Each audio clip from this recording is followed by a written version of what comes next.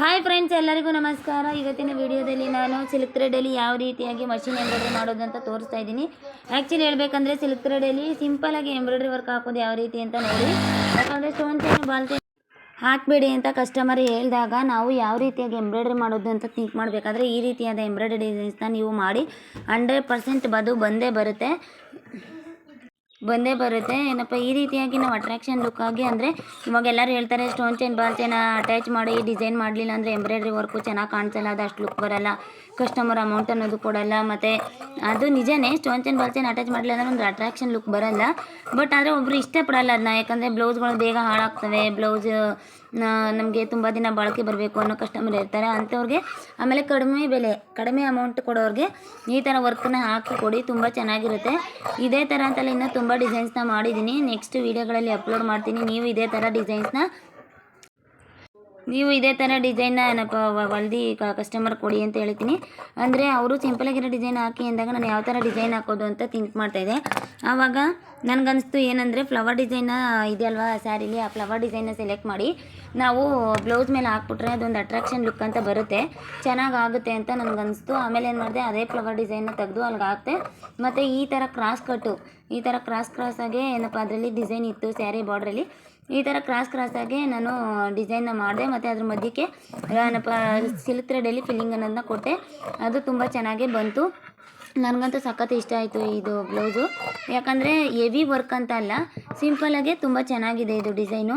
ಮತ್ತು ಇವಾಗ ಮೇಡಮ್ ಕೆಳಗಡೆ ಇರೋ ದಾರ ಮೇಲ್ಗಡೆ ಬರ್ತಾಯಿದೆ, ಬಾಬಿನಲ್ಲಿರೋ ದಾರ ಮೇಲ್ಗಡೆ ಬರ್ತಾಯಿದೆ, ಏನು ಮಾಡೋದು ಅಂತ ತುಂಬ ಜನ ಕೇಳ್ತಾ ಇರ್ತೀರ. ಬಾಬಿನಲ್ಲಿರೋ ದಾರ ಮೇಲ್ಗಡೆ ಬರ್ತಾಯಿದೆ ಅಂತಂದರೆ ಬಾಬಿನ ಏನಾಗುತ್ತೆ ಅಂದರೆ ಮುಂದೆಗಡೆ ಇರುವಂಥ ಟೆನ್ಷನ್ನು ಟೈಟ್ ಆಗಿರುತ್ತೆ. ಯಾಕಂದರೆ ನಾವು ಸಿಲ್ಕ್ ಥ್ರೆಡ್ಗೆ ಒಂಥರ ಸೆಟ್ಟಿಂಗ್ ಮಾಡ್ಕೋಬೇಕಾಗಿರುತ್ತೆ, ಜರಿ ಥ್ರೆಡ್ಗೆ ಒಂಥರ ಸೆಟ್ಟಿಂಗ್ ಮಾಡ್ಕೋಬೇಕಾಗಿರುತ್ತೆ, ಎಲ್ಲದಕ್ಕೂ ಒಂದೊಂಥರ ಸೆಟ್ಟಿಂಗ್ ಮಾಡ್ಕೋಬೇಕಾಗುತ್ತೆ. ಅದು ನಿಮಗೆ ಗೊತ್ತಿರಲ್ಲ ಆ ಟಿಪ್ಸು, ಇದು ನನಗೂ ಗೊತ್ತಿರಲಿಲ್ಲ. ಆ್ಯಕ್ಚುಲಿ ಹೇಳ್ಬೇಕಂದ್ರೆ ನಾನೇ ಸುಮ್ಮನೆ ಹಂಗೆ ತಿರ್ಸ್ಕೊಂಡು ಇದೇನೋ ಟೈಟ್ ಆಗಿರ್ಬೋದೇನೋ, ಇದೇನೋ ಲೂಸ್ ಆಗಿರ್ಬೋದೇನೋ, ಇದೇನೋ ಮಿಸ್ಟೇಕ್ ಆಗಿರ್ಬೋದೇನೋ ಅಂತ ನೋಡ್ಕೊಂಡು ಆಮೇಲೆ ನಾನೇ ಕಲ್ತ್ಕೊಂಡೆ. ಬಟ್ ಈ ಟಿಪ್ಸ್ ಯಾರೂ ಹೇಳ್ಕೊಡಲ್ಲ. ಟೆನ್ಷನ್ನ ಲೂಸ್ ಮಾಡ್ಕೋಬೇಕು ಸಿಲ್ಕ್ ಥ್ರೆಡ್ ಹಾಕೊಂಡಾಗ, ಟೆನ್ಷನ್ ಟೈಟ್ ಮಾಡ್ಕೋಬೇಕು ಜರಿ ಥ್ರೆಡ್ ಹಾಕೊಂಡಾಗ ಅಂತ ಯಾರು ಈ ಟಿಪ್ಸ್ನ ಹೇಳ್ಕೊಡಲ್ಲ. ನಾನು ಆ್ಯಕ್ಚುಲಿ ನಿಮಗೆ ಹೇಳ್ತಾ ಇದ್ದೀನಿ, ಈ ಟಿಪ್ಸ್ನ ನೀವು ಫಾಲೋ ಮಾಡಿದ್ರಿ ಅಂತಂದರೆ ಆಟೋಮೆಟಿಕ್ಕಾಗಿ ನಿಮಗೆ ಪದೇ ದಾರ ಮೇಲ್ಗಡೆ ಬರೋದು. ಮತ್ತು ಮೇಡಮ್ ನಾನು ಇವಾಗ ಅಲ್ಲಿ ನಂಬರ್ಸ್ ಕೊಟ್ಟಿರ್ತಾರೆ 9ವರೆಗೂ, 0 ಇಂದ 9ವರೆಗೂ ನಂಬರ್ಸ್ ಕೊಟ್ಟಿರ್ತಾರೆ. ಮೇಡಮ್ ನಾನು 4 ನಂಬರಲ್ಲೇ ಇಟ್ಕೊಂಡಿದ್ದೀನಿ ಮೇಡಮ್, ಆದರೂ ಲೂಸ್ ಬರ್ತಾಯಿದೆ. ಮೇಡಮ್ ನಾನು 9 ನಂಬರಲ್ಲೇ ಇಟ್ಕೊಂಡಿದ್ದೀನಿ, ಆದರೂ ಲೂಸ್ ಬರ್ತಾಯಿದೆ ಅಂತ ಹೇಳೋರು ತುಂಬ ಜನ ಇರ್ತೀರ. 4 ನಂಬರಲ್ಲಿ ಇಟ್ಕೊಂಡಿದ್ರು ಲೂಸ್ ಬರ್ತಾಯಿದೆ, 9 ನಂಬರಲ್ಲಿ ಇಟ್ಕೊಂಡಿದ್ರು ಲೂಸ್ ಬರ್ತಾಯಿದೆ ಅಂತಂದರೆ ಅದು ಲೂಸ್ ಬಂದಾಗ ಸ್ವಲ್ಪ ಟೈಟ್ ಮಾಡಿ ಇದೇ ನಂಬರಲ್ಲಿ ಕೂರಿಸ್ಬೇಕು, ಅದೇ ನಂಬರಲ್ಲಿ ಕೂರಿಸ್ಬೇಕು ಅನ್ನೋದು ಏನಿಲ್ಲ. ಯಾಕಂದರೆ ಒಂದೊಂದು ಸಿಲ್ಕ್ ಥ್ರೆಡ್ಗೂ ಒಂದೊಂದು ಥರ ತಗೊಳುತ್ತೆ ಮಿಷಿನು. ನಾನು 35 ರೂಪಾಯಿ ಕೊಟ್ಟು ತೊಗೊಂಬಂದಿದ್ದೀನಿ ಸಿಲ್ಕ್ ಥ್ರೆಡ್, ಕಂಪ್ಯೂಟರ್ ಎಂಬ್ರಾಯ್ಡ್ರಿಗೆ ಹಾಕ್ತಾರಲ್ಲ ಆ ಥರ ಸಿಲ್ಕ್ ಥ್ರೆಡು. ಆ ಸಿಲ್ಕ್ ಥ್ರೆಡ್ ಹಾಕಿದಾಗ ಸ್ವಲ್ಪ ಜಸ್ಟ್ 1 4 ಇಟ್ಟರೆ ಸಾಕು, ಅದು ಆಟೋಮೆಟಿಕ್ಕಾಗಿ ಬಂದುಬಿಡುತ್ತೆ. ಅದೇ ಸಿಲ್ಕ್ ಥ್ರೆಡ್ ಮಾಮೂಲಿ ಕುಚ್ಚು ಹಾಕೋಕ್ಕೆ ಬರುತ್ತಲ್ಲ ರಾಜ್ ಕಂಪ್ನಿದು, ಅದನ್ನು ಹಾಕಿದಾಗ ಒಂದು 8 ನಂಬರು 9 ನಂಬರ್ಗೆ ಸೆಟ್ ಮಾಡ್ತೀನಿ, ಅದು ಆವಾಗ ಬರುತ್ತೆ. ಇಲ್ಲಾಂದರೆ ಅದು ಬರೋಲ್ಲ, ನೀಟಾಗಿ ಬರೋಲ್ಲ.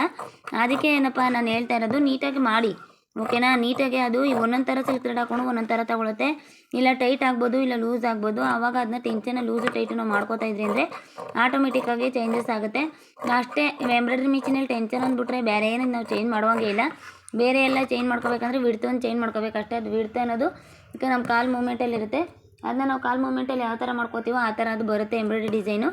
ಇಲ್ಲಾಂದರೆ ಅದು ಬರೋಲ್ಲ. ಎಂಬ್ರಾಯ್ಡ್ರಿ ಡಿಸೈನು ಕಾಲು ಮೂಮೆಂಟಲ್ಲಿ ಮಾಡಿಲ್ಲ ಅಂದರೆ ಯಾವ ಕಾರಣಕ್ಕೂ ಬರೋಲ್ಲ. ಫಿಕ್ಸಿಂಗ್ ಮಾಡ್ಕೊಂಡು ಮಾಡ್ಬೋದು, ಬಟ್ ಫಿಕ್ಸಿಂಗ್ ನಾವು ಮಾಡಿದ್ರೆ ಎಲ್ಲ ಡಿಸೈನು ಬರೋಲ್ಲ. ಏನಿದ್ರು ಒಂದೇ ವಿಡ್ತಲ್ಲಿರುವಂಥದ್ದು ಬರ್ಬೋದು. ಫ್ಲವರ್ ಡಿಸೈನ್ಗೆ, ಲೀಫ್ ಡಿಸೈನ್ಗೆ, ವೆರೈಟಿ ಆಫ್ ಡಿಸೈನ್ಸ್ಗೆಲ್ಲ ನಾವು ಮಷೀನಲ್ಲೇ ಅಡ್ಜಸ್ಟ್ ಮಾಡ್ಕೊಂಡು ಮಾಡಬೇಕು, ಓಕೆನಾ. ಆ ಥರ ಮಾಡಿದ್ರೇ ಅದು ಬರೋದು, ಇಲ್ಲಾಂದರೆ ಬರೋಲ್ಲ. ಆ ಥರ ಮಾಡಿದ್ರೇ ಬರೋದು, ಇಲ್ಲಾಂದರೆ ಬರೋಲ್ಲ. ಅದಕ್ಕೆ ನಾನು ಹೇಳ್ತಾ ಇರೋದು ನಿಮಗೆ, ನೀವು ಚೇಂಜಸ್ ಮಾಡಿಕೊಂಡು ಮಾಡಿ, ಬಂದೇ ಬರುತ್ತೆ ಎಂಬ್ರಾಯ್ಡ್ರಿ, ಬರದೇ ಅಂತ ಇರೋಕ್ಕೆ ಚಾನ್ಸ್ ಇಲ್ಲ. ನಾನು ಒಂದು ಮಾತ್ರ ಹೇಳೋಕ್ಕೆ ಇಷ್ಟಪಡ್ತೀನಿ, ಯಾವುದೇ ಕಾರಣಕ್ಕೂ ಬೇಸಿಕಲ್ಲೇ ಫಿನಿಶಿಂಗ್ ಅನ್ನೋದು ಬರೋಲ್ಲ. ಯಾಕೆ ಫಿನಿಶಿಂಗ್ ಅನ್ನೋದು ಬರೋಲ್ಲ ಅಂತಂದರೆ ನಾವು ಹ್ಯಾಂಡ್ನ ಮೂವ್ ಮಾಡ್ತಾ ಬರುತ್ತೆ ಹೊರತು ಯಾವ ಕಾರಣಕ್ಕೂ ನಾವು ಹ್ಯಾಂಡ್ ಮೂವ್ ಮಾಡಿದೆ ಯಾವ ಕಾರಣಕ್ಕೂ ಮಷಿನ್ ಎಂಬ್ರಾಯ್ಡ್ರಿ ಅನ್ನೋದು ಬರೋಲ್ಲ. ಮಷಿನ್ ಎಂಬ್ರಾಯ್ಡ್ರಿ ಅನ್ನೋದು ಬರಬೇಕಂದ್ರೆ ನಾವು ನೀಟಾಗಿ ಹ್ಯಾಂಡ್ನ ಮೂವ್ ಮಾಡ್ತಾ ಇರಬೇಕು. ಇವಾಗ ನಾವು ಅಷ್ಟೇ ಅಡುಗೆ ಮಾಡಬೇಕಾದ್ರೆ ಫಸ್ಟ್ ಸ್ಟಾರ್ಟಿಂಗ್ಗೆ ನಾವು ಉಪ್ಪು ಖಾರ ಎಲ್ಲ ಕರೆಕ್ಟಾಗಿ ಹಾಕಿ ಅಡುಗೆ ಮಾಡ್ಬಿಡ್ತೀವ, ಇಲ್ಲ ಅಲ್ವಾ. ಹೋಗ್ತಾ ಅದು ಒಂದು ಟ್ಯಾಲಿ ಅಂತ ಬರುತ್ತೆ. ಅದಕ್ಕೆ ಹೇಳ್ತಾ ಇರೋದು ನಾನು ನಿಮಗೆ, ಯಾವುದೇ ಕಾರಣಕ್ಕೂ ಸ್ಟಾರ್ಟಿಂಗಲ್ಲಿ ಬರೋಲ್ಲ, ನೀವು ಹೋಗ್ತಾ ಹೋಗ್ತಾನೆ ಬರೋದದು. ನೀವು ನೀಟಾಗಿ ಮಾಡಿಲ್ಲ ಅಂದರೆ ಯಾವ ಕಾರಣಕ್ಕೂ ಅದು ಬರೋಲ್ಲ. ಅದಕ್ಕೋಸ್ಕರ ಹೇಳ್ತೀನಿ, ಸ್ಟಾರ್ಟಿಂಗು ಫಿನಿಶಿಂಗ್ ಅನ್ನೋದು ಅಷ್ಟು ನೀಟಾಗಿರಲ್ಲ, ಹೋಗ್ತಾ ಹೋಗ್ತಾ ಬರುತ್ತೆ. ತುಂಬ ತಲೆ ಕೆಡಿಸ್ಕೊಂಡು ಆ ಥರ ಈ ಥರ ಎಲ್ಲ ತಲೆ ಕೆಡಿಸ್ಕೊಂಡು ಏನೇನೋ ಮಿಷಿನ್ನ ಎಡವಟ್ಟು ಮಾಡ್ಕೋಬೇಡಿ. ಯಾಕಂದರೆ ಈ ಥರ ಎಡವಟ್ಟು ನಾನು ಮಾಡ್ಕೊಂಡಿದ್ದೀನಿ. ಯಾಕಂದರೆ ನಾನು ಮುಂಚೆ ಹಿಂದಿಯವ್ರ ಚಾನಲ್ ನೋಡ್ತಿದ್ದೆ. ಹಿಂದಿಯವ್ರ ಚಾನಲಲ್ಲಿ ನಾನು ಯಾವಾಗೂ ಜಾಸ್ತಿ ಹಿಂದಿಯವ್ರ ಚಾನಲ್ ಎಂಬ್ರಾಯ್ಡ್ರಿ ನೋಡ್ತಾ ಇದ್ದದ್ದು. ಆ ಹಿಂದಿಯವ್ರು ಹೇಳ್ಕೊಡೋ ಚಾನಲಲ್ಲಿ ಎಂಬ್ರಾಯ್ಡ್ರಿ ನಾನು ನೋಡ್ತಿದ್ದಾಗ ಅವ್ರು ಏನು ಹೇಳಿದ್ರು ಅಂತಂದರೆ, ನಾರ್ಮಲ್ ಜಿಗ್ಜಾಗ್ ಮಿಷಿನ್ನ ಇವಾಗ ಜಿಗ್ಜಾಗ್ ಮಿಷಿನ್ ಅಲ್ವಾ, ರ್ಯಾಲ್ಸನ್ ಮಿಷಿನು, ಅದರಲ್ಲಿ ಯಾವ ರೀತಿಯಾಗಿ ನಾವು ಇನ್ನೂ ವಿಡ್ತ್ನ ಜಾಸ್ತಿ ಮಾಡ್ಕೊಳ್ಳೋದು ಅಂದ್ಬಿಟ್ಟು ಅವ್ರು ಒಂದು ಸೆಟ್ಟಿಂಗ್ ತೋರಿಸಿದ್ರು. ಆ ಸೆಟ್ಟಿಂಗ್ನ ನಾನೇ ಮಾಡಿದೆ, ನನ್ನ ಮಿಷಿನ್ನ ನಾನು ಮಾಡ್ಕೊಂಡು ನಾನು ಬೇಗ ಕಲ್ತ್ಬಿಡ್ಬೇಕು ಅವ್ರ ಥರನೇ, ನಾನು ಚೆನ್ನಾಗಿ ಇಂಪ್ರೂವ್ ಆಗಬೇಕು ಅವ್ರ ಥರನೇ ಅಂತ ಸೆಟ್ಟಿಂಗ್ ಚೇಂಜ್ ಮಾಡಿದ್ರೆ ಮಿಷಿನೇ ಅದು ಏಟಾಯಿತು, ನೀಡಲ್ಲೋಗಿ ಹಿಡ್ಕೋತದೆ, ಮತ್ತು ಇದು ರೊಟೇಟೇ ಆಗಲ್ತು, ಏನೇನೋ ಆಗ್ಬಿಡ್ತು. ಆಮೇಲೆ ಮೆಕ್ಯಾನಿಕ್ಗೆ ಕಾಲ್ ಮಾಡಿ ಈ ಥರ ಆಗೋಗಿದೆ, ಏನು ಮಾಡೋದು ಅಂತ ನಾನು ಅವ್ರನ್ನ ಕೇಳಿದ್ಮೇಲೆ ಅವ್ರು ಹೇಳಿದ್ರು, ಅದಕ್ಕೆ ಹೇಳೋದು ದೇವ್ರಿಗೆ ಯಾವ ಪೂಜಾರಿ ಪೂಜೆ ಮಾಡಬೇಕು ಅವರೇ ಪೂಜೆ ಮಾಡಬೇಕು. ಯಾರ್ಯಾರೋ ಮಾಡಿದ್ರೆ ಹಿಂಗೆ ಆಯ್ತದೆ, ಎತ್ಕೊಬರ್ರಿ, ಯೂಟ್ಯೂಬಲ್ಲಿ ತೋರಿಸ್ತಾರೆ ಅಂತಲ್ಲ, ಅದನ್ನೆಲ್ಲ ನೋಡ್ಬಿಟ್ಟು ಮಾಡಿದ್ರೆ ಆಗುತ್ತಾ? ಅವ್ರ ವೀಡಿಯೋಸು ಓಡಲಿ ಅಂದ್ಬಿಟ್ಟು ಆ ಥರ ಮಾಡಿರ್ತಾರೆ. ನೀವು ಆ ಥರ ಎಲ್ಲ ಮಾಡೋಕ್ಕೆ ಹೋಗಬೇಡಿ, ಯಾರು ಮಾಡ್ತಾರೋ ಅವರೇ ಮಾಡಬೇಕು ಅಂತ ಮೆಕ್ಯಾನಿಕ್ ಹೇಳಿದ್ರು. ಸರಿ ಓಕೆ ಆಯಿತು, ಏನೋ ಅದು ನಾನು ಏನೋ ಚೇಂಜಸ್ ಮಾಡೋಣ ಅಂತ ಹೋದೆ, ಅದು ಈ ಥರ ಆಗೋಗಿದೆ, ಪರವಾಗಿಲ್ಲ ಆಯಿತು, ಅದು ಏನು ಮಾಡಬೇಕು ಅಂತ ಸ್ವಲ್ಪ ತಿಳಿಸಿ, ನಾನು ನಿಮಗೆ ಏನಪ್ಪ ಇದು ಮಾಡ್ತೀನಿ, ಏನು ಎಷ್ಟು ಅಮೌಂಟ್ ಆಗುತ್ತೆ ಅದನ್ನ ಕೊಡ್ತೀನಿ ಅಂತ ಅಂದೆ. ಆವಾಗ ಅವರು ಟೈಮರ್ ಚೇಂಜ್ ಆಗಿದೆ ಮತ್ತು ಇದೆಲ್ಲ ಈ ಥರ ರಿಮೂವ್ ಮಾಡಬಾರ್ದು ಅಂತ ಹೇಳಿದ್ರು. ಆವಾಗ ನಮ್ಗೆ ಅನಿಸ್ತು ಯೂಟ್ಯೂಬಲ್ಲಿ ತೋರಿಸೋದನ್ನೆಲ್ಲ ನಾವು ಟ್ರೈ ಮಾಡೋಕ್ಕೆ ಹೋಗಬಾರ್ದು. ಯಾಕಂತಂದರೆ ಅವರು ಏನೇನೋ ಮಾಡ್ಕೊಂಡಿರ್ತಾರೆ, ಬಟ್ ನಮ್ಗೆ ತೋರಿಸಿರ್ತಾರೆ, ಆ ಥರ ನಾವು ಮಾಡೋಕ್ಕೆ ಹೋದಾಗ ಅದು ಮೆಕ್ಯಾನಿಕ್ ಸರಿ ಹೋಗೋಲ್ಲ.